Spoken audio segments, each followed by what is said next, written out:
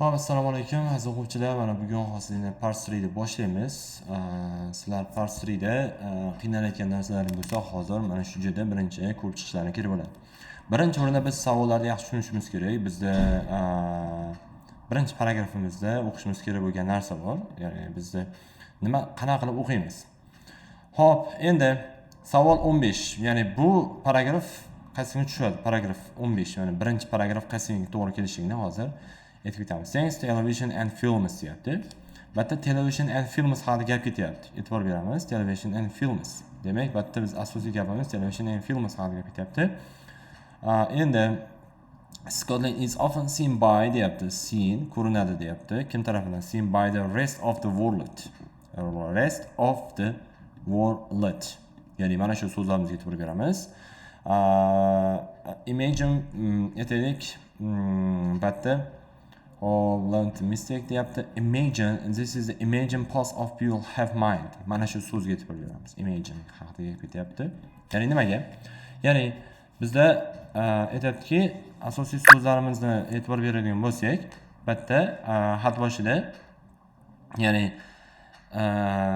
dunyoni deyapti, dunyoda Shotlandiyani qanday tasavvur qilish sehrli mamlakat. Qanday? Misol uchun, thanks to television and film, Scotland is often seen by the rest of the world as a magical country. Ya'ni sehrli mamlakat haqida gap ketyapti. Bu haqiqat. The truth, however, deyapti, however, is completely different. Is completely different.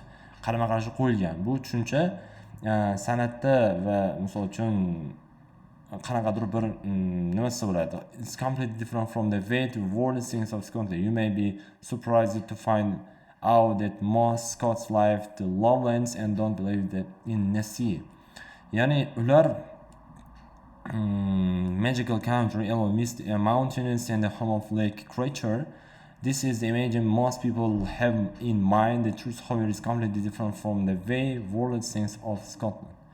Yana bu yerda Scotland is often seen by the rest of the world as a magical deyapti. Bu yerdagi o'sha Scotland ko'pincha dunyoning qolgan qismi tomonidan sehrli mamlakat sifatida ko'riladi desak, bu this is the image most people have in mind. Bu ko'pincha ongida mavjud bo'lgan qanaqadir bir tasvir.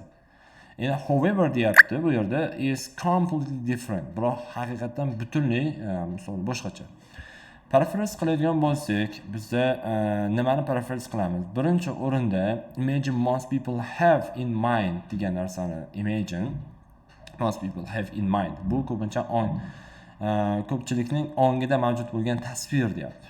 Bunga biz nimani olishimiz mumkin? Bitta qaysi so'zimiz bunga tushishi mumkin? Buning uchun biz e'tibor beradigan narsamiz shuki, the many uses of the symbol national sporting event deyapti yoki an endangered plant bunaqasini aytyapti.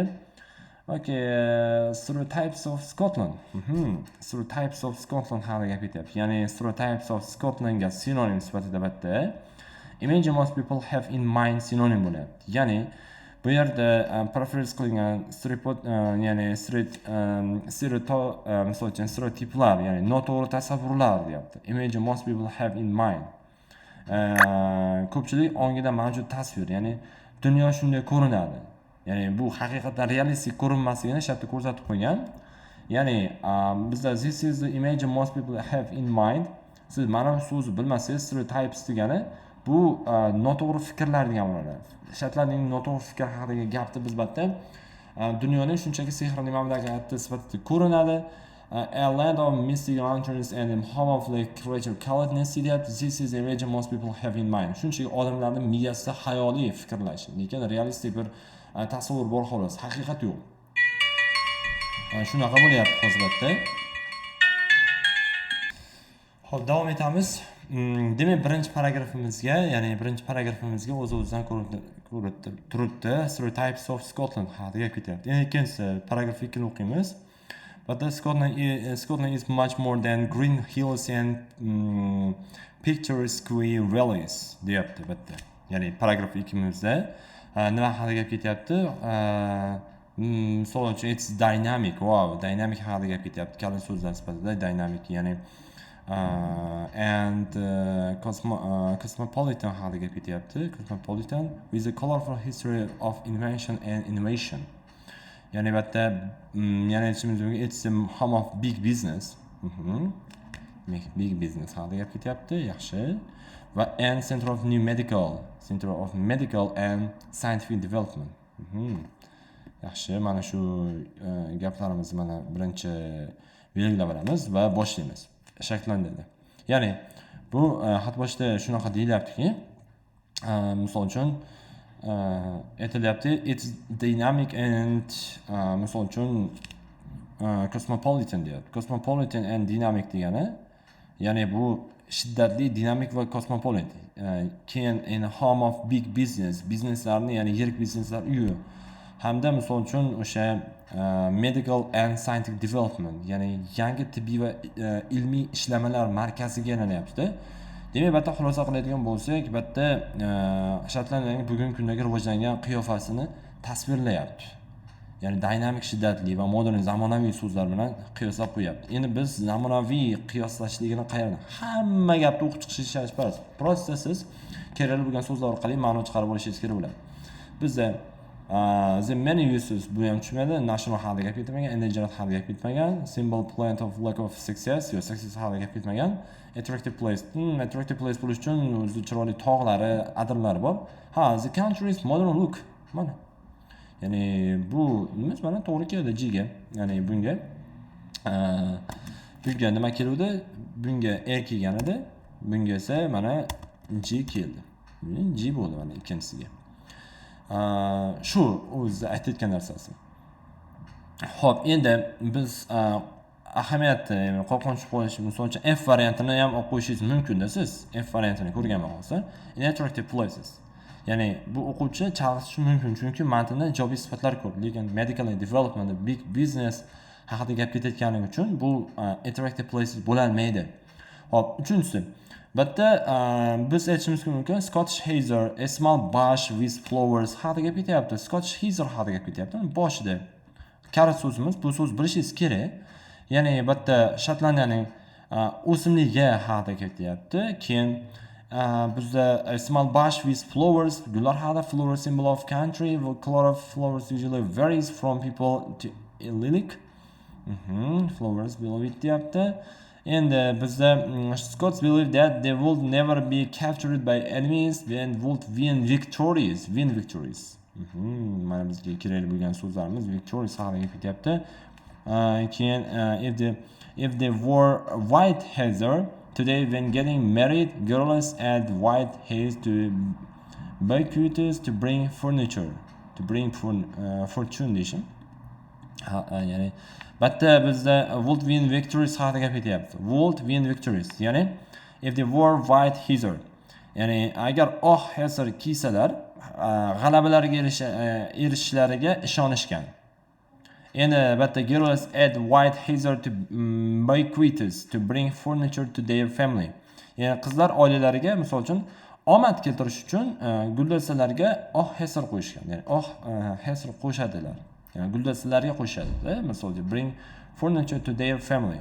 Add white heather to bakeries deyapti. O'sha guldastalarga qo'shadi. Endi bizda ularga omad belgisi sifatida g'alabalarni erishishga ishonishgan. Ya'ni bu yerda win victories if they wore white heather would win. Endi bizda nimani olishimiz mumkin g'alabalarga erishishlik uchun? The symbol deya qaraylik. Symbol plant degani o'sha belgi, qanaqa belgi? Oq kiyimni kiyishligi ularni g'alabaga olib keladimi? G'alabaga olib kelgan bo'lsa, demak bizda deymiz shunga tushib qolyapti. Demak bunda D bo'lyapti javobimiz. Ya'ni bu yerda look and success degan omad va muvaffaqiyatli, bring furniture, win victories, omad keltirish, g'alaba qozonish haqidagi gaplarni olib keladi. Endi 4-paragrafimizda aytayaptiki, bu yerda biz urg'u beradigan narsalar nima bo'lishi mumkin? Top. Heather has grown in Scotland as far back as its history goes. Tarix haqida ketyapti. It's an essential thing for any household. Famous Heather honey is rich. Honey is rich in minerals. Ya'ni honey. Keyin it was traditionally used in medical drinks. Tibbiyot ichimliklarida juda foydali deyapti. Medical drinks. keyin but the traditional dried heather was used to make perfumes. And so steam were used to make ropes. Okay, yaxshi. Keyin Northern Scottish Island heather was used to construction of houses. Houses. Ya'ni bu gapimiz e'tibor beramiz. Endi bularga mana kala so'zlar topib qoldik. Bu nimaga? Heather honey degani bizda aytadigan bo'lsak, misol uchun heather honey is rich in minerals. Misol uchun heather honey degani hasir asali, medicinal drinks deyapti. Shu vaqt ichimlik va atir upa tayyorlashda ishlatiladi. Misol uchun aytadiki make ropes deyapti, ya'ni hattoki arqon yasash va shuningdek construction of house haqida gap ketyapti-da, bitta uylar qurishda ishlatilar ekan. Ya'ni heather honey. Bizda nima bo'lishi mumkin? O'sha asal haqida gap ketayotgani uchun biz TVga qaraymizda. The many uses of symbol national sporting event haqida gap ketyapti. Bu event haqida gap ketgan yo'q. Bu ham ketgan yo'q. Active practice. Demak, bizda bo'lishi narsa bo'lgan narsa the many uses of symbol. Many uses deyapti-da, mana juda ham o'sha simbolga juda ko'p joyda tarmoqda ishlatilayotgani uchun bizga ko'proq batga tortyapti. Tortayotganiga sababi shu. Ya'ni nimaga? Paraphrase qiladigan bo'lsak, many uses ko'plab qo'llaniladigan sohalar. Ya'ni ko'plab qo'llaniladigan sohalarda bizda medical drinks deyapti. Keyin performance, ropes, construction, tibbiyot, arqon qurilish. Ular hammasiga o'sha simbol, ya'ni heather honey rich in minerals, rich, boy mahsulot bo'lgani uchun, ko'p narsada foydalanilgani uchun bizga bo'ldi. Endi 5 ga o'tamiz. 5imizda nima deyapti? E'tibor beradigan bo'lsak, 5 da yana biz asosiy urg'uyimizni 5 da nimaga e'tibor beramiz? Hop, Scotland is an excellent destination for open air activities all year now. E'tibor beringlar, open air deyapti. Bu nima degani? Open air, ya'ni ochiq maydonda juda ham bir misol uchun excellent destination deyapti bu yerda. Excellent destination, open air haqida gap ketyapti. All year round, butun yil bo'ylab all year round open air bo'lyapti. And it lakes and coastline are ideal for boating and rowing and have some of the best sea kayaking in the world. For boating haqida gap ketyapti. Rowing haqida ham gap ketyapti. Rowing va shuningdek rowingdan keyin fishing, seeking haqida gap ketyapti-da bitta. Ya'ni the rides are perfect for fishing and cycling. Endi biz nimaga aynan shu narsalarni belgiladim?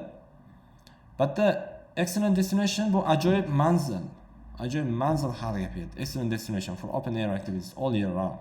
Bizda Scotland is an excellent destination for open air activities all year round degani Shotlandiya butun yil davomida ochiq havodagi mashg'ulotlar uchun ajoyib manzillar ekan. Ko'llar va qirg'oq, misol uchun o'sha lakes and coastline, ko'llar va misol uchun ajoyib manzillar.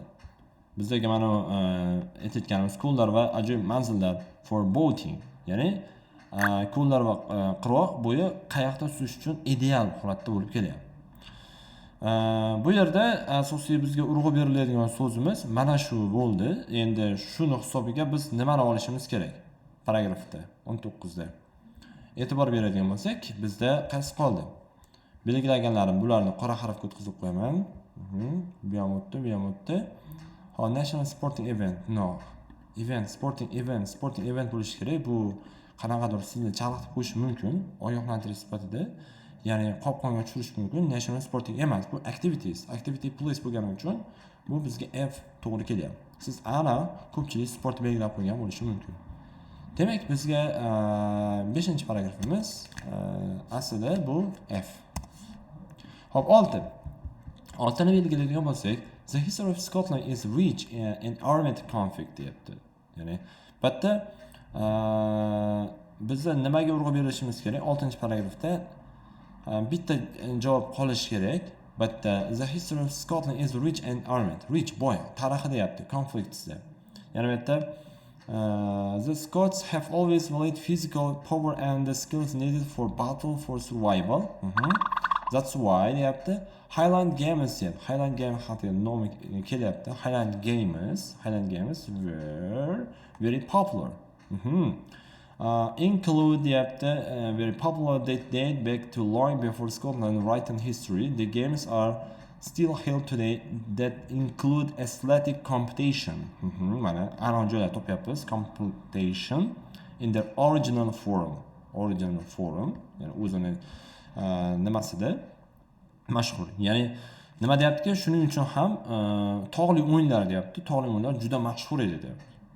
Ular o'zlarini, ya'ni included o'zlarini asl shakldagi atletik musobaqalarni o'z ichiga oladi. Asl shakldagi. Biz original form deyaptimi? Bu national sport deyapti. Bizda national sporting event bo'lgani uchun B bu javobimizga to'g'ri kelyapti. Javob demak B bo'ldi. Demak, mana paragrafni ham tugatib oldik. Part 3 ni ham ko'rib oldingiz. Mana hozir endi buni videoda joylayman. Ko'rib, yaxshilab sinonimlar nima bo'lganligini, nimani qayerda olganligini hammasini ko'rib chiqasiz. Xudo xolasa.